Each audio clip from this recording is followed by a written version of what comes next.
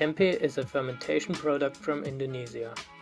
Traditionally, cooked soybeans are inoculated with various rhizopus species and incubated at 30 degrees Celsius until a solid cake permeated with fungus is formed. These starter cultures can be ordered on the internet. We have received Rhizopus microsporus spores from the laboratory of Professor Benz. How to make tempeh at home has already been shown to you, but the process is somewhat vulnerable to error. The fungus must not be treated too hot, not too cold, not too dry and not too moist, and needs a slightly acidic pH. It is recommended to build an incubator to keep these conditions as stable as possible.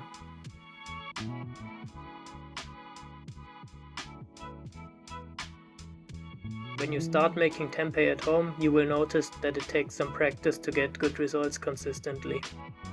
In this seminar, several people made tempeh. We noticed that after about 3 weeks the fermentation did not proceed properly in all of them. The assumption: the starter was stored too long at room temperature. We then got a new, finer ground and drier culture with which everything grew better afterwards. I personally used a lot of the new starter in an experiment with different substrates.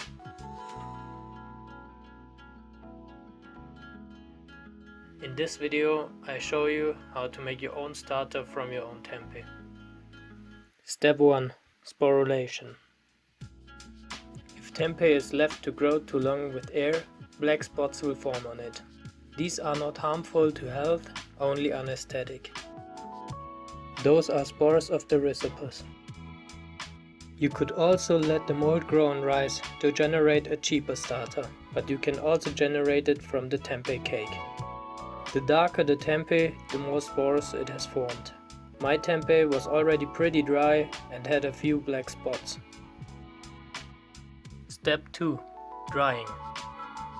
The tempeh should be as dry as possible to prevent microbial spoilage. It is necessary to ensure that the temperature does not exceed 40 degrees Celsius, otherwise the fungus will die. Step 3. Grinding. First, the tempeh is shred into small pieces.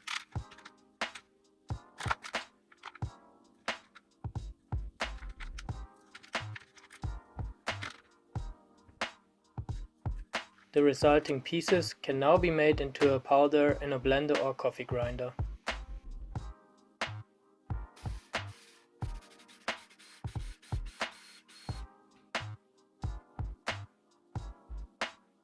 Step 4. Lacing. The powder contains many spores, depending on the extent of black sporulation. Only a small amount of spores is needed to ferment substrates again. Therefore, the starter can be laced with rice flour. The rice flour also serves for further water removal. I had no rice flour at hand, so I powdered rice.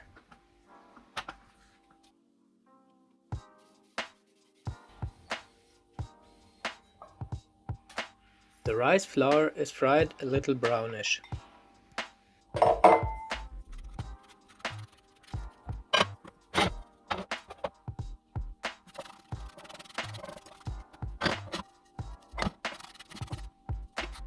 Before adding it to the starter, it is cooled to room temperature. The ratio of spores to rice is 1 to 3.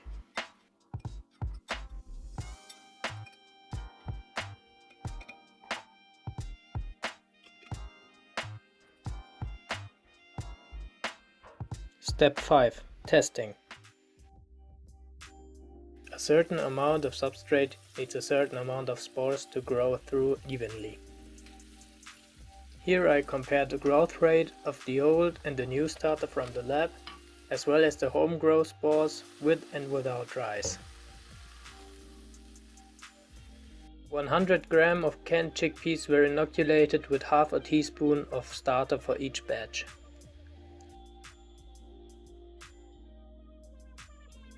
After a few hours, the first effects could be seen. The old starter, as expected, showed no growth. The new starter from the lab showed growth. The homegrown starter with rice showed mild growth. The homegrown starter without rice showed as much growth as the new starter from the lab. After 24 hours, the substrate was covered with mold. Only the old starter didn't deliver. After approximately 3 days, also the old starter finished. But it didn't cover the whole substrate.